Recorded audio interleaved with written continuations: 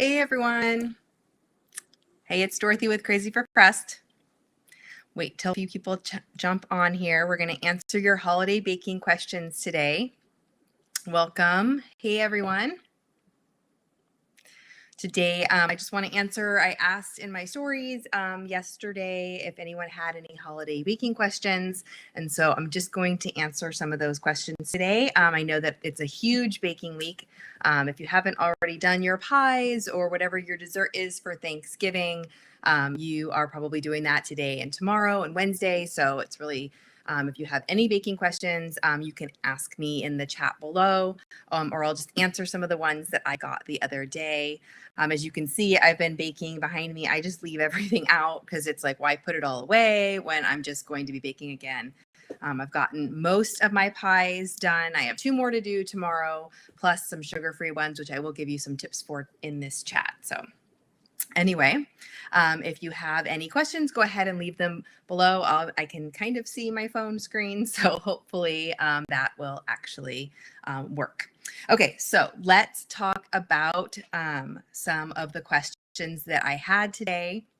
One of the biggest questions that I had were about freezing leftovers and making ahead. And so it's really, when it comes to making ahead, I make everything ahead. Like I said yesterday and the day before, I made some of the pies that I'm going to have for Thanksgiving. I always make ahead and I always freeze. So that is something that's really something not all pies can be frozen, but anything like pecan, pumpkin, apple, anything like that, any of the baked pies, those can be frozen really, really easily. I don't really usually like to freeze things like chocolate cream pie or cream pies because those sometimes don't freeze or thaw well. They're not going to be, it might be a little bit icy. So for that, in that respect, I wouldn't freeze those. But if you're making pumpkin or pecan, you definitely can. And they usually last a few days in the refrigerator. So if you're making them today, they're going to be fine on Thursday. Don't even worry about it. Okay, quick question. Does the yeast change the flavor of the bread? Not usually. If you use a lot of yeast, like I have one recipe on my site that is like a really quick dinner roll, and that one uses a lot of yeast, like a whole tablespoon for one batch. And in that respect, you taste the yeast a little bit more, but otherwise it doesn't affect the taste. Okay, so when it comes to freezing, when it comes to cookies and all that, we'll do another one of these chats for Christmas and talk more about cookies. But you can be, and I'll do a whole thing just on freezing, but you can freeze those too.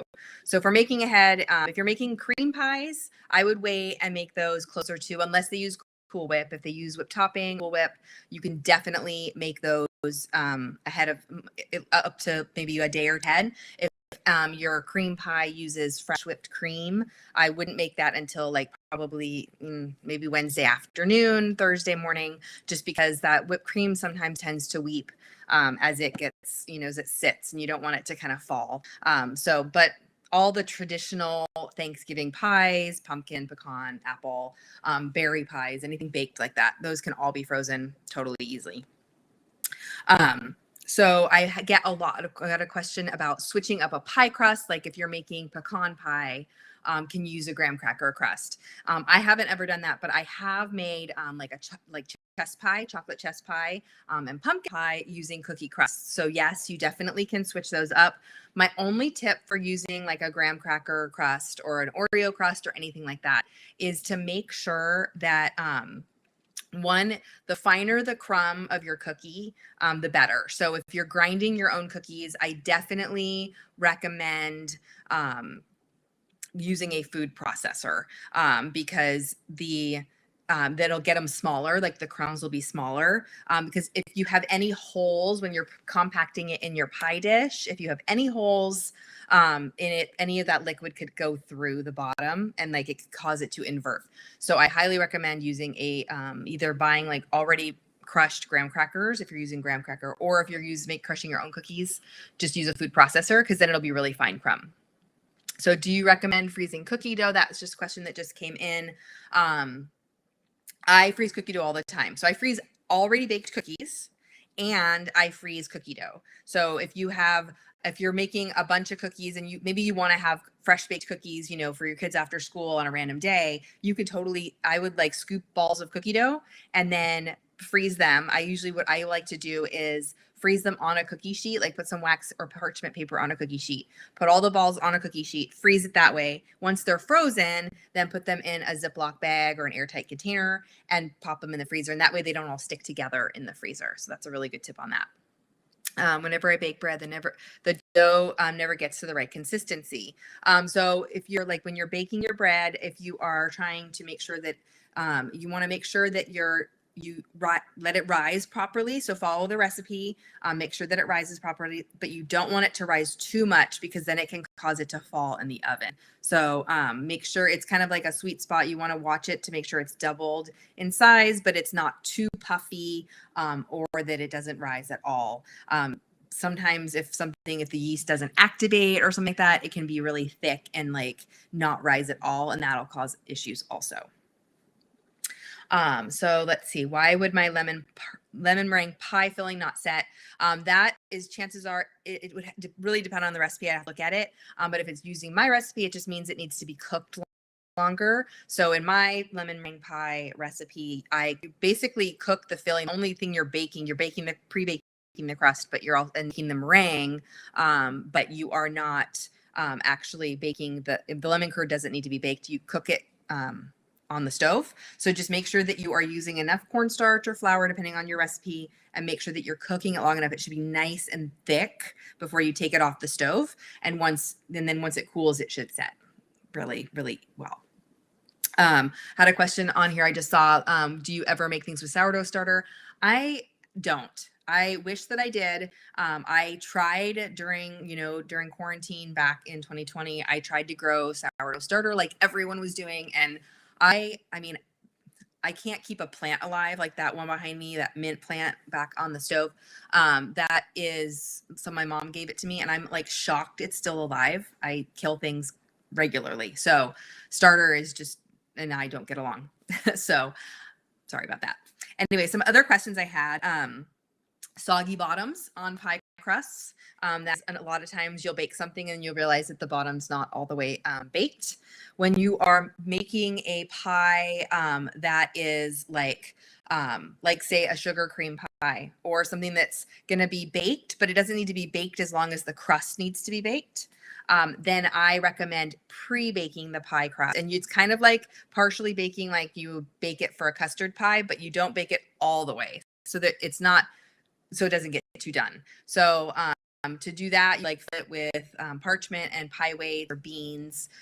Bake it for it depends on the kind of crust, bake it for about 15 minutes, take the pie weights out, and then bake it again until it was just lost that little glossiness, opaqueness, and then fill it and bake it. And that'll make sure that the bottom crust is completely baked.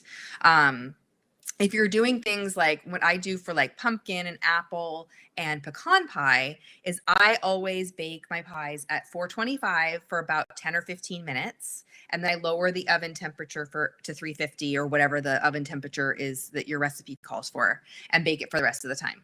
And that usually makes it so that the bottom crust gets nice and done. I do like a softer crust. I don't like it crunchy on the bottom. Personally, that's personal taste. And I find that really helps it. Bake it at 425 for 10 to 15 minutes, then lower the oven temperature. And in that case, use a pie shield because that way the edges don't get too overdone. And that will help. See, sometimes when I bake a cake bread, it tastes really sour or bitter. Is that because of the yeast? Yeah, sometimes you might just be tasting the yeast. Depends on how much yeast you're using. If you're using a lot of yeast in it, if it's typically some recipes have more of the yeast than others, or depending on how long the yeast is proofed or how long the bread has risen, there could be some more yeasty taste. So if you're tasting that soury taste, that could be a yeast. Or if it's some sort of starter, like sourdough starter is going to have that soury taste also. So let's see, so a good frosting for cake. So I love a buttercream. I know they can be really, really sweet. For a sturdy frosting, let's see, cream cheese frosting isn't as sweet. I do have a meringue frosting recipe on my site that's it's not it's Italian buttercream, but it's like more like a marshmallow meringue. It's a little bit sturdy. I think you could maybe do like what I like to do with those less sturdy frostings is I'll fill the cake with a buttercream or some sort of filling that's sturdier, and then just do the outside in that. That's usually what I end up doing. I had some questions on substitutions for recipes. I know a lot of people do gluten-free baking and they want can you substitute almond flour, or can you substitute your coconut flour? Can you make this gluten-free? I don't do a lot of gluten-free baking. I recommend Ambitious Kitchen for gluten-free baking. She has tons of those recipes on her site. Similarly with sugar-free, I don't do a ton of sugar-free baking, but Food Dreamer, which is all day I dream about food. Her Instagram handle is Food Dreamer. That's basically her whole thing is keto and sugar-free. So I'm not like a specialist in those things, so I don't recommend myself doing them. But if you successfully substitute things, if you ever substitute my recipe and make it gluten-free or make it sugar-free, do me a favor and tag me or email me or something, leave a comment on the post, and that way saying what you did, and that way that will help other users. I can make sure that way I can add notes to the post or the recipe, and that way people know what works. But yeah, so Ambitious Kitchen and Food Dreamer on Instagram. Food Dreamer is all day I dream about food on her blog for sugar-free and for gluten-free. Really great. When it comes to sugar-free treats, I got lots of questions about that too, because I try to limit my sugar that I except on Thanksgiving. No, calories don't count on Thanksgiving. But I do have family members that, are diabetic or can't have sugar. So what I always do is the easiest thing to substitute for that is like in an apple pie. I usually with my apple pie, just sprinkle sugar on top. I'll just use a sugar, whatever sweetener you like. My brown sugar pecan pie that doesn't have corn syrup in it, it's on my site. It's actually the baking challenge for this month. So I highly recommend doing that. If you make Elmer's brown sugar pecan pie on the blog. If you make that this month and upload a photo, that's my challenge. You can enter to win an Amazon gift card. So little note for that. But that pie, it just doesn't have corn syrup. So it's way easier to make sugar-free. If you're not worrying about the crust, because if you just are worried about all that sugar in the filling of the pie, brown sugar and granulated sugar. I actually do it out. It is actually this is my favorite. Swerve is my favorite one for baking. It's about 1-to-1, and you can and what I love about Swerve is they have brown sugar and powdered sugar. So that's why I always use them whenever I am converting. So I am actually making Elmer's brown sugar pecan pie with the Swerve later for Thanksgiving for a family member who can't have sugar. So that's a really great way about that. And then let's see some other questions I had about using frozen versus fresh fruit in pie. When you're using, you can, any of my pie recipes, I will specify in the post, make sure you read in the post or the recipe, like which one I used. But for the most part, you can interchange them pretty easily. My only recommendation, if you're using frozen fruit for a fruit pie that's going to be baked, is to make sure and thaw it and drain it. Like you don't want any excess liquid. Any extra liquid in your pie is going to make it that when you slice it, it just goes whoosh and fly, and all the liquid goes out all over the plate. So you want the least amount of liquid going into the oven. So make sure that you thaw it and drain the fruit, and that will make it really, really a lot easier when you're using fresh or frozen fruit. Can works the same way. Just make sure and drain it really well.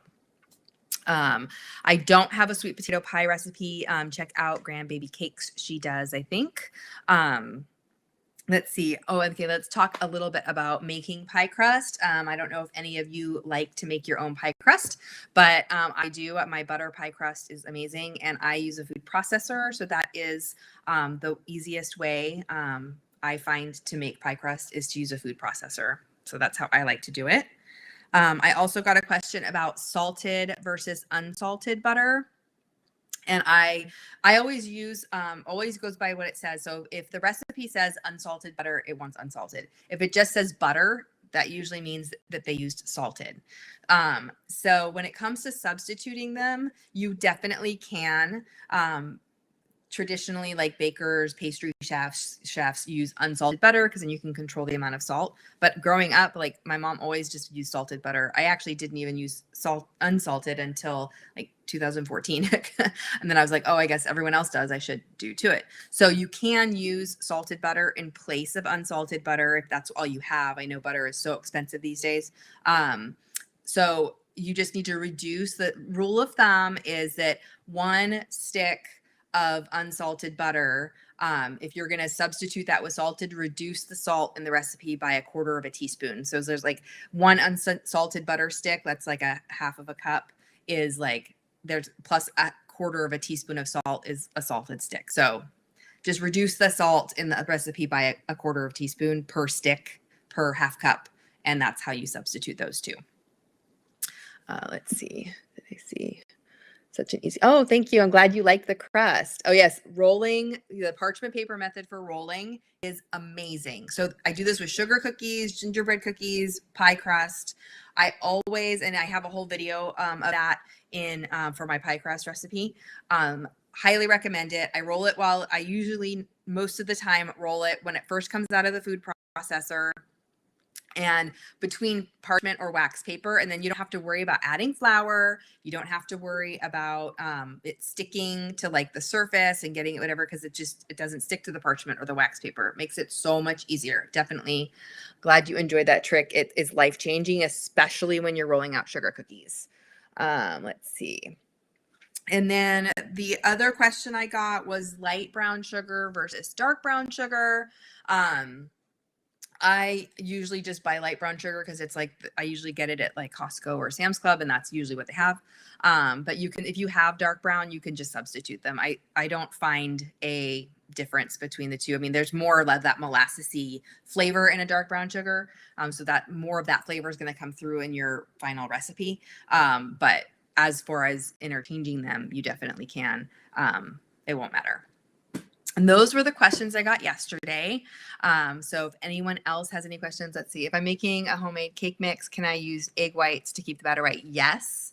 I'd have to check the cake mix. I know like when you buy a white cake mix to keep the batter white, it'll say how many egg whites to use, or you can just use whole eggs. It'll give you that ratio on a white cake mix. Just know if you're using like a yellow cake mix, it's going to be yellow even if you use egg whites, because the batter itself is yellow, like the powder is yellow. So just keep that in mind. I don't remember. I'd have to go and grab I have one in the garage, but check the back of the white box because that will tell you how many egg whites to use versus eggs. Another question I did remember was substitute for cream of tartar. I don't recommend, just in general, I don't recommend making substitutions because, well, you never know what's going to happen. For cream of tartar, I know in some cookie recipes, like my sugar cookie recipe and my sprinkle cookies, if you don't have cream of tartar, substituting double the amount of lemon juice won't add flavor, but it will kind of activate that and do kind of what it's supposed to do. But definitely, cream of tartar is one of those things I definitely recommend buying and having in your pantry for cookie emergencies.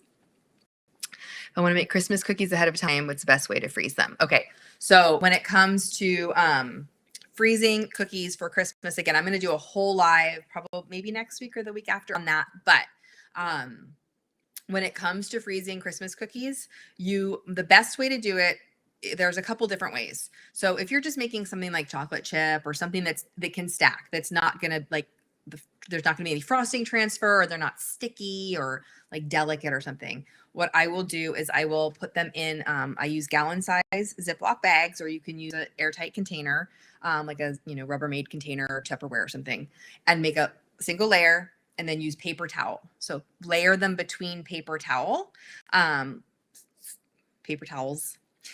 the bag. And then I usually just have we have 2 freezers and they're full of cookies and pie right now. So my husband's always like, he comes home from the grocery store, like, where am I supposed to put this? But I'm like, sorry. Anyway, so when you're trying to protect it in the freezer, I would just maybe designate an area, or if you have a bunch of boxes, like if you have pizza boxes or like lean cuisines or something like that, put it on top of those. Just something where, tell your family third shelf is mine. Be really careful. If you're using something that's sticky or something where it would transfer, like for example, sugar cookies or something that you want to freeze. You can freeze sugar cookies frosted, like if you have leftover. Then anything like that or anything sticky, I would put it on a cookie sheet on wax or parchment paper and freeze it like that. Cover it with plastic, freeze it like that, and then once they're frozen, then put them in the bags or in the containers separated by. Actually, you leave them separate unless you're going to when you can put the paper towels in between, but when you defrost them, make sure just to make them like flat again, because otherwise they'll stick or get or the frosting will transfer as they thaw. The point of paper towels is as you just leave them on the counter to thaw, they'll absorb the moisture from as it thaws, and so they won't get kind of soggy or anything like that. So freezing paper towels is amazing. Freezing cookies is amazing. Speaking of cookies, before I go, my cookie book, it's available for pre-order right now. There is a whole bunch of freezing. Every recipe in here actually tells you how to freeze it if it's freezable. So I recommend it's for pre-order now. Next week is the live Zoom. If you pre-order it, just check the link in my profile, Crazy for Crust. Go to my profile. There's a whole bunch of links in there, and it will talk about how to get your freebies, which includes my Bake Along Zoom that's next week, and how to order my book that is coming out in February. But I know it's a great Christmas gift, and there will be some more details on that next week. So stay tuned. So if there's no more questions, I hope you guys have an amazing Thanksgiving, an amazing holiday if you celebrate, and stay safe and eat something sweet for me. Have a great day.